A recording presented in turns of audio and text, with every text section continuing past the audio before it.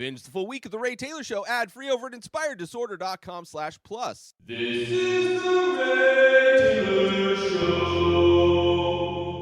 Dave, Season 1, Episode 10, Jail, is the final episode of Season 1. And if you have not watched the show, Dave, the FX show, also available on Hulu, then I would recommend skipping this episode unless you want to get spoiled on every aspect of the episode. But that's what I'm doing here, talking about every aspect of this episode, giving my thoughts and opinions. It takes me about 45 minutes to talk about a 25-minute show. So let's put it that way. So if that's something you're into, let's get it started with an amazing episode, I might say. This episode starts off with basically 8 minutes of a rap musical, I would say, or the music video of a Lil Dicky rap song that is it has a story to it. And this story that's being rapped in the beginning of this episode for 8 minutes, the first third of this episode is Lil Dicky rapping and seeing the story that he's rapping about play out. And this story starts off with him on stage with Gata, like while they're on tour or doing all these shows that they're doing now, and how crazy he's being on stage, humping the monitor speakers, climbing up on the scaffolding. And there's a situation where he wants to go crazy. And the audience is like chanting to show his dick. And instead of showing his dick, he shows his balls. And the crowd goes crazy. He ends up going to the green room of the show, the venue, where there are cops. And he's super stoked because of the popularity of his show that they have to beef up security at this venue to kind of keep things in order. And Dave is like stoked about this, but that's not why the cops are there. The cops are there because Dave exposed himself on stage. So he gets arrested. He goes to jail. There's the trial. But meanwhile, this is all being wrapped beautifully. Amazing. Like, I want to see Dave. Like, I'm surprised there's not a whole episode. And I don't know if he did this at all in Season 2. I don't think he did. Hopefully, Season 3, Dave Bird, if you're listening, make an episode like the beginning of this. I mean, you did 8 minutes. Have the episode all rap. Although, yes, I would love that. I think that would be amazing. If that was the final episode of Season 3, like, you want to talk about, I mean, the final episodes of each of the seasons are knock out of the park. Just grand slams. So he gets arrested, goes to jail, goes to trial. All kinds of people testify against him. He ends up, being held guilty of exposing himself to minors, because, of course, there were kids in the audience. He's on a bus to jail next to some tweaker. He gets to jail, he's, undressed. He's got to get the cavity search, got to spread his cheeks, he's got to squat, he's got to rake the balls. He's got to let those officers get up in there to make sure he's not sneaking in any drugs or any files or any contraband of that sort. Lifting up his balls, he's got a cough. His biggest worry is if rape is a real thing in prison, which is very understandable. Anybody going to prison, anybody going to jail for the first time, that's got to be a worry, especially for Dave, because he exposed himself. It is, technically, child endangerment or something like that. I don't know what the actual charges are, but it's not good. It's not something you want the other people to know about in prison. So he's worried. He doesn't know what to go with. He's talking to his cellmate. Cellmate's trying to give him advice of what group to team up with. Now, he can't go with the white dudes because they clearly know he's Jewish. And the white dudes in prison are all, skinhead, neo-Nazi, white supremacists. So it's either he's got to team up with the Mexicans or the black dudes. Of course, Dave, being a rapper, being somebody who is definitely steeped in hip-hop culture, which is an art form created by African Americans, he wants to go with being, getting in with the black dudes. So cut to, he's playing basketball, right? And he's not just playing basketball, he is dominating on the court, right? Just like nothing but net. 3-pointers, 2-pointers, pull-up jump shots, nothing but net. High fives all around, right? He's getting in with the black dudes. Until one guy gets word of what he did, stops the game, tells everybody. Now, of course, he's not going accurate with these charges that that he was found guilty for. He said he was, obviously a pedophile and that he was raping kids, which is not true. Just showed his balls. And Dave's trying to say his side of the story, but they don't want to hear it. Don Quixote doesn't want to hear it. The rest of the inmates don't want to hear it. And he ends up getting beaten up, gets in a fight. So now he's worried. Now he's worried because he's going to get raped. So he's got an idea. Dave's got an idea that he's going to give willing head, right? Like if that's what these guys want, instead of them forcing themselves on me, I'm going to get ahead of this and I'm going to preemptively suck their dicks. Because that's better than rape. I mean, willing head is much better than rape. I think we can all be, I think all of humanity's on that same page. Same page. So even he goes through the trouble to put up a sign-up sheet in the cafeteria for people to sign up, get their spot of willing head from Dave. And as he's walking back to his cell, he passes by the showers, and, the guard, kind of bounces out because who's in the showers? That's right, Don Quixote's in the showers. And he pulls Dave in. And Dave, not even hesitating, goes right to getting prepared to give willing head. It's a very, very sensual part of the rap. This whole time, rap, all of this stuff, going to jail, willing head, Don Quixote in the shower, about to going down on him, getting on his knees. And then pause. We're brought out of this musical hip-hop version of reality that this episode started in. And now we're in the meeting room of the record label that Dave decided to sign with. In the last episode, it was all back and forth with him. Is he going to sign? Is he not going to sign? They're offering him $250,000. He signed. And now he's in a meeting with Mike and the rest of the people that are, assigned to him at this label. They pause the track, which Dave wants to be his first single. And he's not happy because there's 6 minutes more. This has been an 8-minute rap musical scene of this show. And there's still 6 minutes left. Just over halfway. There's a black dude in the meeting, not very happy with this. He's offended, considering the justice system. He doesn't want this to be taken the wrong way.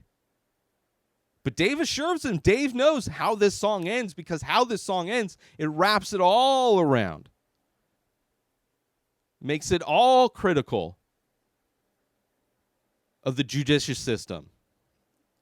but we never hear it.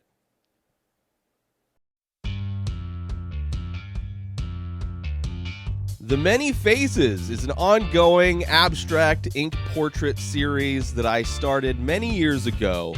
I release a new face every day, but go to inspireddisorder.com to check them out. So many available. But as a listener to The Ray Taylor Show, you can save 10% when you use coupon code INSPIRED when you check out. So go to inspireddisorder.com/TMF. That stands for The Many Faces. Go check them out, browse the entire collection, and when you decide on a piece, or maybe multiple pieces, make sure you use coupon code INSPIRED when you check out, and you'll save 10% as a big thank you for checking out my work, for collecting my work, and for listening to The Ray Taylor Show. And with that said, let's get back to the show.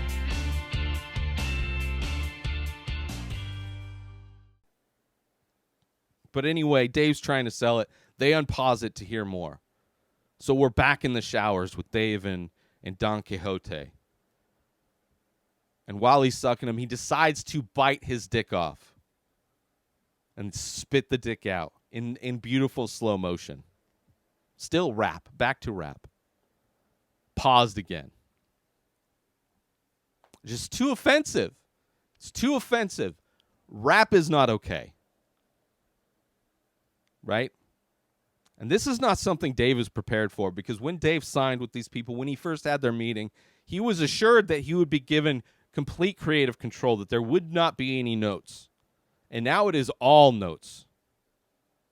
So Dave is not happy because he's got this masterpiece. He's got this 14-minute epic jailhouse play of rap, of hip-hop, that he has created from blood, sweat, and tears.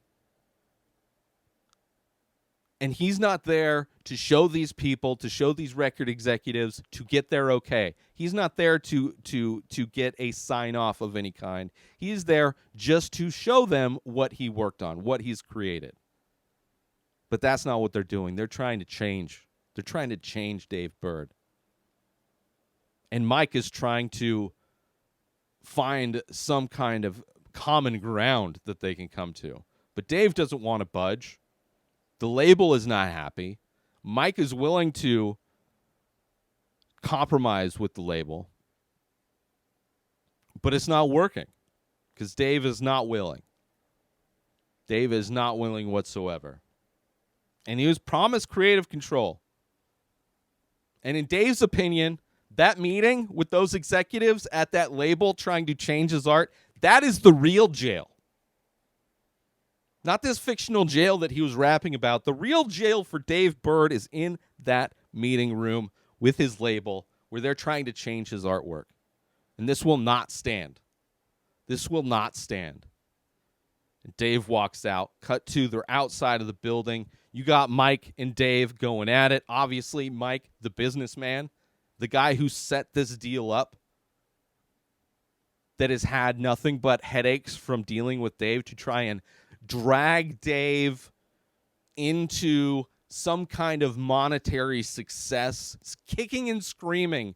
Dave Bird is being dragged into making money.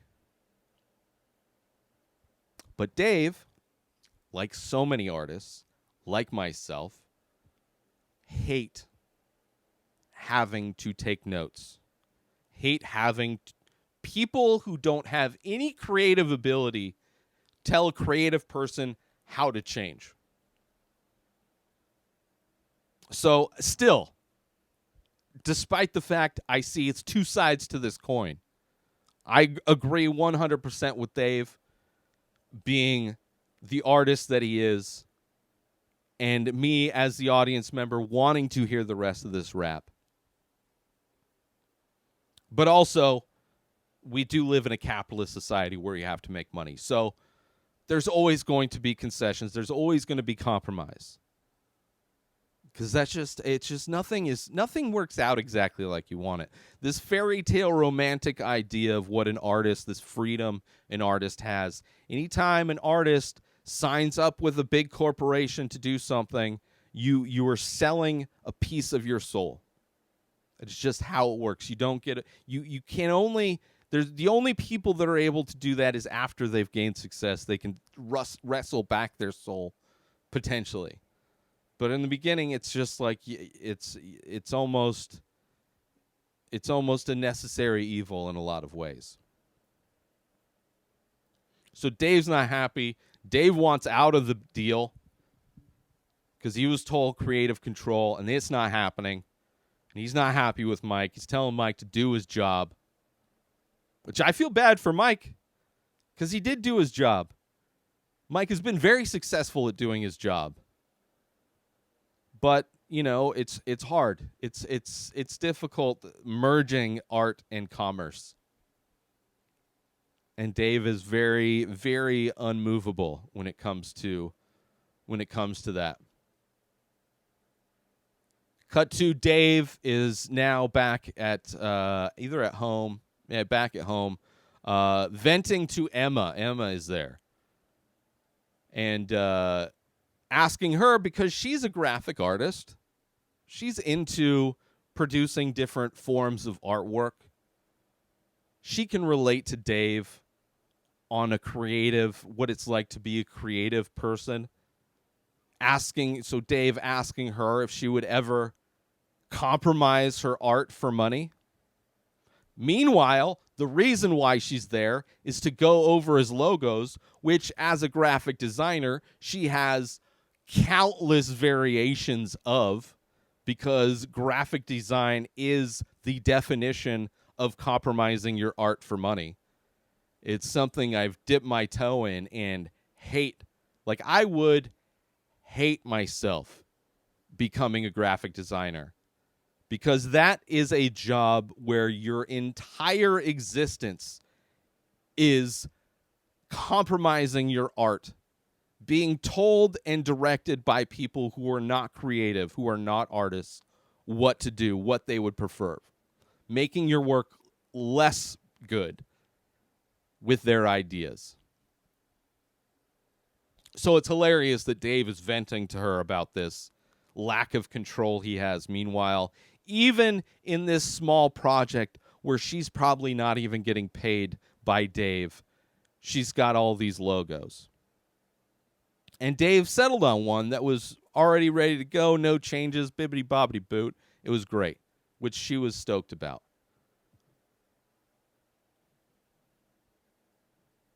And then Dave asking about Allie, which after the last episode, they had the big fight and Dave left alone, clearly signifying that they are no longer together. Heartbreaking, I know, but he's asking Emma about her, and Emma doesn't want to get in the middle of any of that. She doesn't want, just the fact that she's roommates with Allie, she doesn't want to be this go-between type of a whatever. She tells him to, ask her himself. Cut to Dave now listen Benny Blanco. He's over at Benny Blanco's house, who's just finished listening to the entire single, all 14 minutes of his track entitled Jail. And Benny Blanco parrots the words that Dave was saying in the meeting, of how in the end of this song, it refers to and makes huge points about the justice system and how amazing and beautifully epic it is. And Benny's all about it. He loves the track.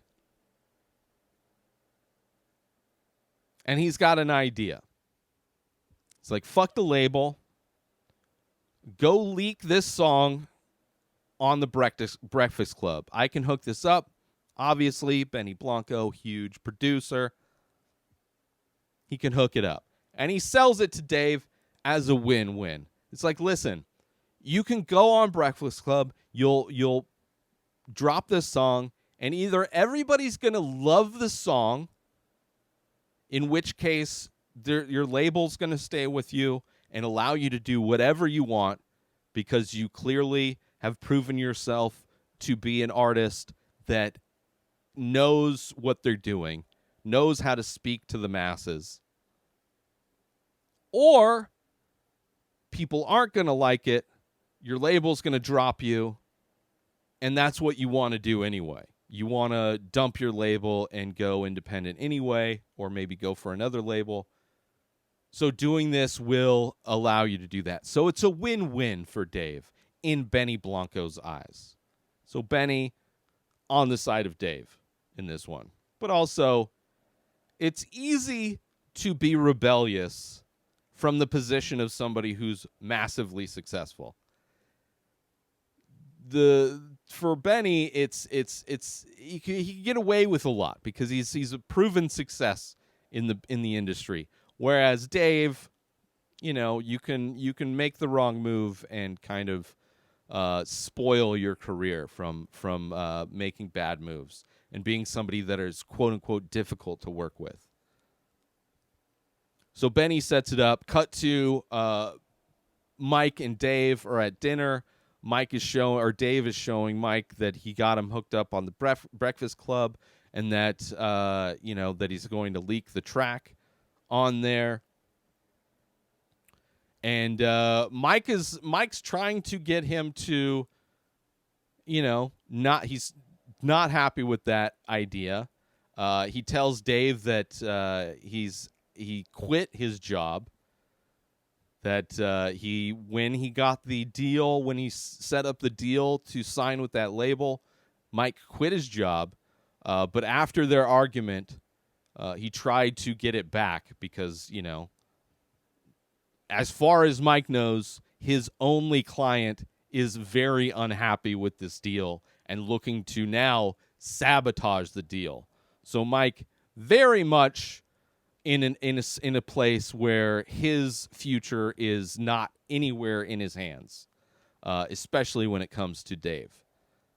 And he's relying on Dave to hopefully make the right decision because he's invested, and he doesn't want to go back to his old life. He wants to be successful with Dave.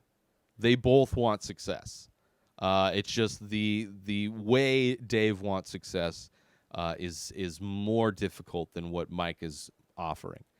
Cut to now, Dave is in studio waiting for Els, thinking about, contemplating sending Allie a text, but decides not to. Els walks in. We find out Els is going to be going on tour with Trippie Redd, and Dave not stoked because Dave is so in his head, only caring about himself. Like the selfishness level of Dave is he's already lost his relationship. He is about to lose his friendship with Mike and about to lose this business deal with this label. About to lose his manager and Mike as well. Now his producer is leaving, but not because of Dave, but because he's gotten this opportunity to work with a substantial artist, somebody who's putting things out in the world at a different level than Dave. And instead of being happy and supportive for his friend, Dave is selfish and angry that Els is leaving him, and pouty. But they go over beats, and the first beat he plays, Dave loves and asks him to put it on hold forever. Because Dave is Dave. He's like very hard-nosed about some things, and then when it comes to the actual creative process of things, very open-ended. And it's like, well, let's play it by ear. I want this track on hold for me because, I don't know how long it will take me to create something around it, but I love it. So we have that moment with Els, another person kind of not necessarily, I don't think he told him about his plan to do it, but it is just kind of a scene to show you that Els is moving on as well. Join Inspired Disorder Plus today. Head on over to inspireddisorder.com/plus to join. Membership includes members-only discounts and deals. You get access to the Ray Taylor Show completely ad-free, as well as bonus episodes. You get access to the complete live painting archive. You also get access to every single podcast ever produced by Inspired Disorder, hosted by Ray Taylor. You get access to Ray Taylor's personal blog, as well as the opportunity to ask me any questions. So if you want to start a podcast, you're into art, ask me anything. And so many more things are being added every day to Inspired Disorder Plus. So sign up today, become a member, head on over to inspireddisorder.com/plus and become an Inspired Disorder Plus member today. Cut to now, Dave in the airport, about to fly to New York on his way to go be a guest on The Breakfast Club, where he's going to leak this track. He's got his Hulu opened up on his laptop. It says it's signed into too many devices, so he ends up changing the password, which will have locked out Allie. But after he changes the password, it kind of gives him a reason to text Allie now. And he, tells her that he changed the password and realized that she, will probably be locked out. So he gives her the new password and tells her that he misses her. And staring at his phone, you see the three little dots show up very momentarily, and then instantaneously, right after the three dots disappear, you see that the message just gets a generic thumbs up, which is it's a bummer. I've definitely been there, where you send the message. You send a message to somebody that you're expecting much more than just a thumbs up. And what you get is the most,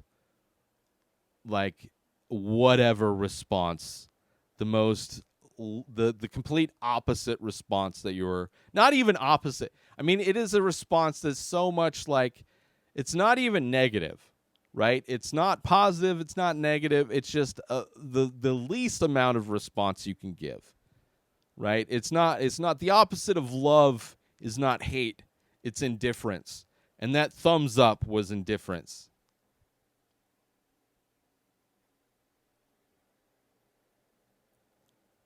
Cut to, he's in New York. He's in the green room at the radio station waiting to go on air. Gata's there. Mike is there. Mike's kind of popping around doing his different things. Gata has a little talk with Dave. Gata is not into this, because that is another person whose career is attached to this. It's not just Dave who is part of this record deal. This benefits Mike. This benefits Gata. And Gata tries to communicate that to Dave. Still being supportive, but doesn't think that it's a good idea, and doesn't think that it's going to, it's a very short-term win and a long-term loss. But Gata's still there, still supporting Dave. Now they're in studio. Dave giving hugs, giving handshakes to all these people he's meeting for the first time. Gata's in studio as well. One of the people from the meeting earlier from the label, they show up. Mike confronts him. The label's like, did you not think we were going to find out? And Mike, still trying to do what he can for his client, for his friend, for Dave, trying to keep this guy from the label out of the room, because he doesn't want this label guy to stop him, because it's up to Dave. This is not something a label's going to change. If Mike can't change Dave's mind, if Gata can't change Dave's mind, then the record label, the quote-unquote man, isn't going to walk in and successfully stop Dave from doing whatever he wants to do. So Mike keeps the guy from the label out of the studio. The people on the broadcast, they're you know, kind of giving Dave, they're interrogating Dave. Right? They're nitpicking in the fact that he introduces himself as Dave and not Little Dicky, so he kind of like he's explaining that. They kind of get into him about cultural appropriation and you know, a white guy in a black art form and how he feels he exists in that. And then also bringing Gata to the mic and kind of criticizing the fact that Dave has, you know, like, oh, what do you got, like a token black guy? Is this your guy that kind of helps you get your foot into the door of hip hop? And of course, Gata, being the positive person that Gata is 100% backing his friend. And of course, you know, Gata having experience in hip hop, being hype men, being on tour with people before, he adds that experience to Dave's crew. So very like contentious, whereas like for the first time, Dave is like having to justify himself, having to kind of answer to people that he has respect for, despite the fact that they're being critical towards him. But Gata shows all the love, and it ends up getting Dave a kiss, which is something that Dave tried to get a kiss from Gata back when they were at his parents' house, back when he tucked Gata in the basement before their show in Philadelphia. Gata gives him a nice little kiss on the cheek. It's a very sweet moment. It's a moment where Dave is very happy as well. You know, and we've seen that they're, you know, that Dave and him, like it's their relationship is legitimate, that they are like best friends. Like they are Gata is legitimately part of their group. He's not like just a guy that he brought in just so he can connect with a black audience. And in the last moment, when the hosts of the Breakfast Club, they warm up to Dave. They mention that he's there for a specific reason, to drop this new track that he's been working on, to release it live on the Breakfast Club. In that moment, Dave has a moment of clarity and backs out. Because he realizes that it's not just him. That it's Dave, that it's Gata, that it's Mike, that it's Els. It's not just Dave. And he makes an excuse, says it's not right, and instead decides to rap for them live, which in itself is a very risky thing. Because if you do that poorly, I mean, it's really putting all the pressure on Dave in that moment. But Dave rises to the occasion, and he ends the episode with him basically freestyling everything that is about him, about his crew, about what he's doing.